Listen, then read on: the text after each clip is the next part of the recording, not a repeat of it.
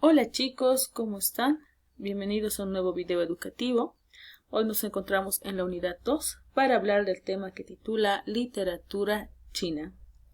A medida que vamos avanzando en esta gestión, hablando acerca de toda la historia de la literatura, esta vez nos toca salirnos de nuestra zona, es decir, de nuestro continente, para poder hablar de otro tipo de literatura que de una u otra manera ha influido también en lo que es nuestra literatura moderna en el ámbito del castellano. Vamos a iniciar hablando acerca de la literatura china como una de las literaturas más antiguas del mundo.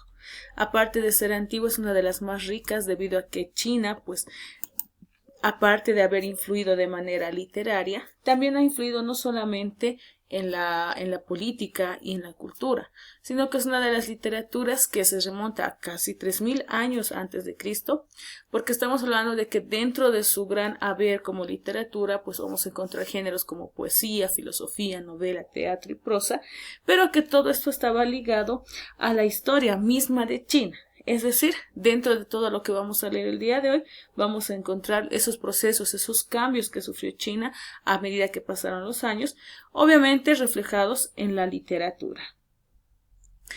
Bien, vamos a continuar hablando de que la literatura china también se ha caracterizado pues por una conexión muy fuerte entre la escritura y lo que son los caracteres chinos. Si bien es cierto que China está reflejando su cultura y su tradición a través de las letras, pues también es una forma muy bonita, muy interesante lo que es su caligrafía, sus caracteres chinos. Ustedes saben que a diferencia del castellano convencional que nosotros hablamos, pues tenemos acá diferentes rayas, líneas que obviamente para el idioma chino pues tienen un significado. Entonces la escritura tiene una conexión espiritual muy profunda entre lo que se escribe y lo que se desea representar.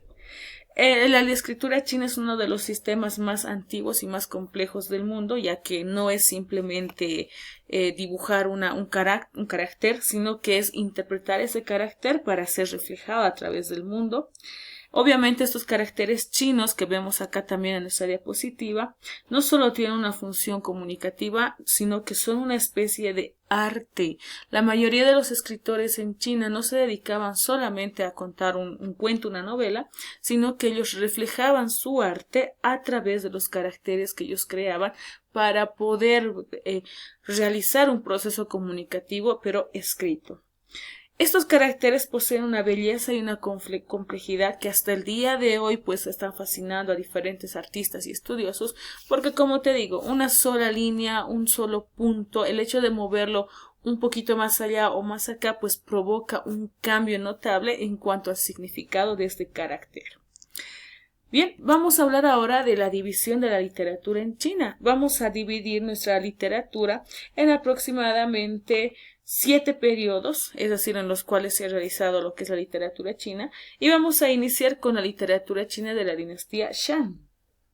Esta literatura experimenta un florecimiento muy grande a través de lo que es el florecimiento de lo notable, lo evidenciable, o al final de cuentas con las inscripciones oraculares. Es decir, vamos a estar más ligados a lo que son los adivinos, a lo que son los magos. En este caso, en China se tocaba más en cuenta lo que son los espiritistas. ¿Por qué? Porque estos se han dedicado a inscribir dentro de huesos de animales, caparazones de tortugas, diferentes formas de escritura temprana. Al decir escritura temprana, hablamos de que no necesariamente era una escritura como hoy la conocemos, sino que estaba comenzando a sus primeros pasos dentro de estos objetos.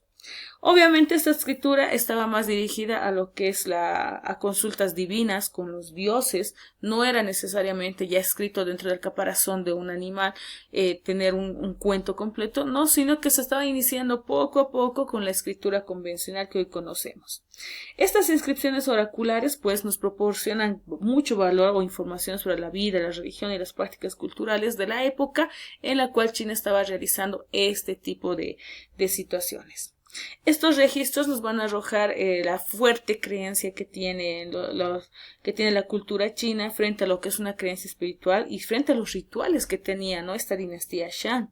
Entonces esta literatura inicia principalmente como una literatura más espiritual y menos literaria, como la vamos a ver más adelante. Luego vamos a tener a los Anacletas y el Daxue, que estos son clásicos confucianos. Vamos a hablar de Confucio, que fue uno de los filósofos más influyentes de la historia china, y obviamente sus enseñanzas hasta el día de hoy tienen un impacto muy profundo dentro de lo que es la cultura y la literatura de China. Confucio es considerado uno de los filósofos más grandes dentro de China, debido a que dentro de estos clásicos confucianos vamos a encontrar a los Anacletas y obviamente al Daxue. Pero, ¿qué son estos dos tipos de textos? Hoy vamos a hablar sobre ellos. Los Anacletas son una especie de recopilación de diálogos y enseñanzas que realizó Confucio durante su vida. Obviamente estas enseñanzas fueron transmitidas por el mismo filósofo hacia sus discípulos y estos a su vez pues terminaron escribiendo todas estas enseñanzas en un texto que terminó llamándose los Anacletas. Estos escritos defendían todos los principios morales realizados por Confucio, como la rectitud, la justicia y el respeto hacia los demás. En cambio, las Anacletas o los Anacletas nos proporcionaban valiosas lecciones sobre la conducta humana. Es decir, dentro de una Anacleta tú podías encontrar cómo se debe dirigir una persona hacia los adultos, cómo debe dirigirse hacia una divinidad, qué tipo de actitudes, qué tipo de movimientos, es más, qué tipo de personalidad debe tener una persona que debe pertenecer a ciertas áreas de la vida. Entonces, dentro de una Anacleta tenemos no solamente la conducta humana, sino el buen gobierno, la forma de cómo crear líderes, cómo crear académicos. Los Anacletas fueron un pilar dentro de lo que fue la enseñanza de la literatura china a las siguientes generaciones. También vamos a tener acá a lo que es a la filosofía taoísta, es decir, al Laozi y al Shaozi. Disculpen si no lo pronuncio de la manera correcta, pero es más o menos el sonido que yo puedo representar. Cuando vamos a hablar de la filosofía taoísta, vamos a hablar de dos figuras muy grandes. Dentro de estos tenemos a Laozi y a Shunzi. Estos dos van a ofrecer una visión única y profunda de lo que es la vida y la existencia. El taoísmo básicamente basa su creencia en el Tao, que es el principio supremo y la fuerza primordial que rige el universo. Algo así como en América diríamos nuestro destino, nuestra suerte. Es decir, el taoísmo se basa en que las personas pues podemos decidir el futuro que nosotros deseamos tener. Entonces, en este caso, el taoísmo, vamos a hablar de Laozi, que es considerado como el padre fundador del taoísmo, y dentro de sus enseñanzas vamos a tenerlas obviamente a través del Tao Te Ching, que es una obra esencial sobre la filosofía. Dentro de esta obra, Laozi va a explorar con los conceptos como la armonía con la naturaleza, la simplicidad, el desapego de los deseos mundanos. Es decir, vamos a dejar atrás todo aquello que nos une a lo que es la tierra para comenzar a creer en aquello que nos lleva especialmente hacia nuestros dioses. Pasamos a la siguiente, que vamos a hablar de la poesía de la dinastía Tang y vamos a hablar de los primeros poemas clásicos y los significados que estos poseían. Durante la dinastía Tang, que más o menos está en el año 618 a 907 después de Cristo, florece una época dorada de la poesía. Esta época dorada va a dejar un impacto muy fuerte y muy perdurable dentro de la literatura y la cultura. Estos poetas pertenecientes a esta edad van a ser conocidos como los poetas de la Alta Torre. Es decir, son personas que expresaron su visión del mundo a través de exquisitos versos y melódicos. Aquí nace el uso de la poesía y la música para transmitir belleza. Esta poesía de la dinastía Tang abarcó una gran gama de temas. Tocó varios diferentes, desde el amor, la belleza, la naturaleza, la melancolía y la contemplación de la fugacidad de la vida y la muerte. Por lo tanto, estos poemas clásicos reflejan la sensibilidad y la pasión de los poetas en momentos fugaces y transmitiendo emociones muy profundas. Es decir, en esta poesía de la dinastía Tang tenemos todo el florecimiento de la lírica en China. Vamos a hablar ahora de la literatura budista, es decir, nos vamos a situar en el Sutra del Diamante y el Sutra del Lobo y otros sutras que también vamos a ver más adelante. La literatura budista, esta vez la literatura deja el Tao y nos vamos a la literatura budista, Tiene una extensa y rica tradición que abarca diferentes textos sagrados y filosóficos. Dentro de esos vamos a tener al Sutra del Diamante y al Sutra del Loto y otros tipos de sutras más importantes. Dentro del Sutra del Diamante podemos decir que es uno de los textos budistas más antiguos y más respetados y reverenciados, ya que explora las enseñanzas de Buda sobre la naturaleza, la realidad, la naturaleza vacía de las cosas que nos rodean. Este sutra es muy importante para poder comprender la ilusión, la existencia y la liberación del sufrimiento. Buda era una de las personas un ser que pensaba que las personas podemos decidir vivir eternamente con nuestro dolor y nuestro sufrimiento o liberarnos. Entonces, dentro de esa literatura vamos a encontrar este tipo de textos que nos van a ayudar a pensar y liberarnos de ese sufrimiento. La literatura budista ha sido una fuente inagotable hasta el día de hoy de sabiduría y comprensión espiritual. Deja y siempre ha dejado una fuerte influencia dentro de lo que es de la cultura, no solo en China, sino alrededor de todo el mundo. Y estos sutras, pues hasta el día de hoy continúan siendo estudiados y siguen siendo apreciados como el tesoro literario que son.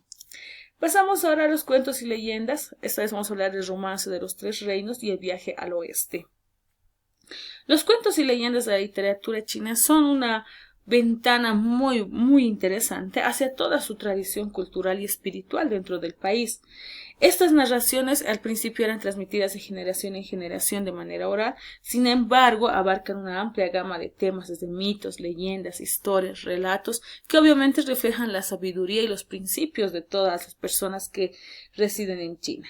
Dentro de esta literatura vamos a encontrar numerosos cuentos que hablan de valores y enseñanzas, obviamente ligados al budismo también, aunque no directamente relacionados a los sutras, sino que estos cuentos van a estar reflejando más los mensajes subyacentes de lo que es el budismo, es decir, todo lo que implica más allá del budismo puro, lo que también rodea al budismo. Estos cuentos se transmitían enseñanzas sobre la compasión, la sabiduría, la impermanencia, es decir, el ser humano no es permanente, todo pasa, y obviamente el karma, ¿no? Es decir, lo que nos puede suceder si nosotros actuamos de una manera mala. A través de diferentes personajes, diferentes situaciones, estos cuentos te invitaban a reflexionar sobre tu naturaleza, tu existencia y el camino que tú debes seguir hacia la iluminación. En la dinastía Ming vamos a tener la creación de las novelas clásicas y qué importancia, qué relevancia tienen hasta el día de hoy. La dinastía Ming, que vivió más o menos por el año 1368 hasta el año 1644 después de Cristo, fue una época de bastante florecimiento en cuanto a lo que es literatura china, especialmente a lo que son las novelas clásicas. Una novela clásica, por ejemplo, titula El sueño de las cámaras rojas, La peregrinación al oeste y El viaje del oeste. Estas novelas han sido ampliamente estudiadas y comentadas por diferentes académicos y escritores de todo el mundo, debido a que dentro de estas novelas vamos a reflejar la cultura, primero, la complejidad de la sociedad china en esa época, que si bien tú pensarás, pero profe, seguramente se parecía a la que tenemos hoy en día, no es tan así, porque los chinos tienen una forma muy diferente de concebir, de aceptar su realidad, por lo tanto, hasta el día de hoy sigue siendo objeto de estudio estas 3 novelas, porque son un indicio, son una inspiración, no solo para la literatura, para el cine y la televisión alrededor del mundo, hasta el día de hoy.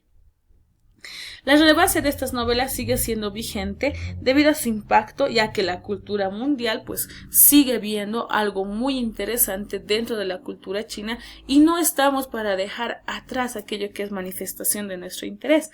Más al contrario, la literatura china todavía sigue evocando dentro de la modernidad esa curiosidad, ese aura de oscurantismo, esa aura de misterio, que obviamente para la literatura eso es muy bueno porque provoca la creatividad y obviamente provoca el estudio de esta cultura y de esta dinastía. Bien, hasta acá vamos a llegar. No te olvides que la dinastía china pues es muy rica, se extiende muchos más años que la griega, porque ahora no te olvides que los chinos ya tenían una base hasta que los griegos fueran notados como literatura. Bien, espero que esta información te haya sido de mucha ayuda. Muchas gracias por tu atención.